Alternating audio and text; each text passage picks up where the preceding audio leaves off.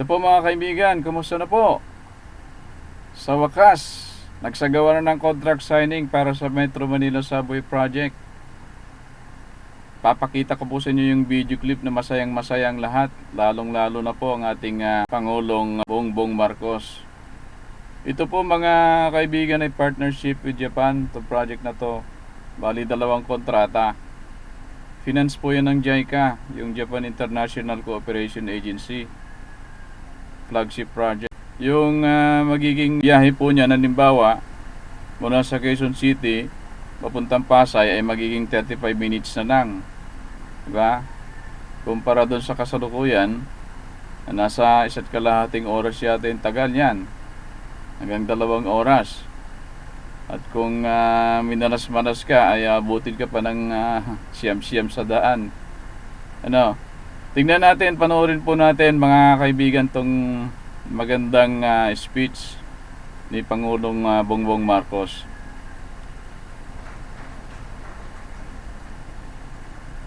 Thank you very much, Executive Secretary Lucas Bersumin.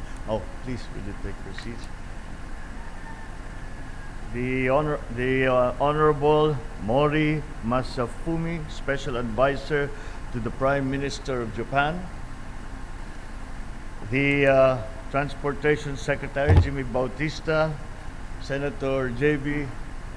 Ejercito, Representative Franz Pumaren, Representative Eric Martinez, the Embassy of Japan and Charge d'Affaires, Matsuda Kenichi, and other members of the Diplomatic Corps. Of course, Quezon City Mayor Maria Josefina G. Belmonte, Senior Vice President of JICA, Nakasawa Kenichiro, fellow workers in government, distinguished guests, ladies and gentlemen, good afternoon. It is always, when we have such events as we have just witnessed today, these are always significant days for all of us as we mark another milestone, another landmark for the Metro Manila Subway Project and for the expansion of our public transport system, starting here in the National Capital Region, but hopefully to extend to the other urban areas around the Philippines. Today, we had seen the signing of the Metro Manila Subway Project with the signing of Contract Package 102 and Contract Package 103. I am one with the Filipino people in anticipating the eventual realization of this extremely important flagship project, which, once it is completed, will significantly reduce travel time between Quezon City and Pasay from 1 hour and 30 minutes to just 35 minutes. And we quote often just the travel time advantage that this will bring. But it is not only that. The volume of traffic that a subway or a railway can take as compared to a highway or a road is significantly higher because it is regular, there is no traffic, and it is scheduled. And so people can hope that it is a reliable. We hope to reduce the terrible sight of going home at midnight along EDSA and still seeing people waiting to take the bus. That is the advantage of what the subway will bring. They know that they can always go to the subway station and there will be a train coming along in a few minutes. That really, for me, the cut, of course, in travel time is also very important, but still, it is to reduce the uncertainty as to what will, when we will get home. We will reduce the terrible stories that we hear of people who do no longer see their children because they come home at 1:30 in the morning and the children are asleep. They have to wake up at 4 o'clock in the morning to get back on the bus to the fight with the traffic coming back to work. And that the subway and all our public transport systems will be able to help and to remedy. So the quality of life in the city should improve significantly. It is also projected to benefit more than 500,000 passengers per day, from as far north as Valenzuela to as far south as Parañaque, easing the flow of people, of goods, of services around Metro Manila. Once the MMSP is fully operational, we envision that millions of jobs as well as opportunity will also be created following this seamless transport system. Yet, even before it begins its operations, it is already set to yield many fruits. The implementation of the civil works for Contract Package 102 and Contract Package 103 alone are set to create thousands of jobs and opportunities for many Filipinos. So let me extend my most sincere and fervent congratulations to everyone who made this monumental undertaking possible. Thank you for your hard work, and thank you for taking us to this day today. I thank the government of Japan for partnering with the Philippines in pursuing this important infrastructure development project. The world recognizes Japan for having a very efficient rail transport system which the Philippines aspires to one day emulate.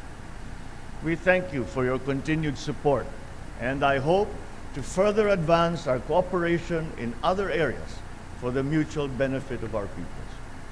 We are also thankful to the Japan International Cooperation Agency for providing the financial support for the implementation of Contract Package 102 and 103.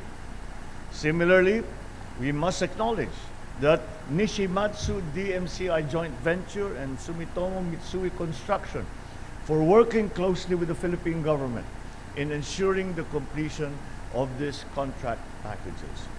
And I thank you not only for this specific project, I thank the JICA who have been supporting the development of the Philippines for the last 50 years.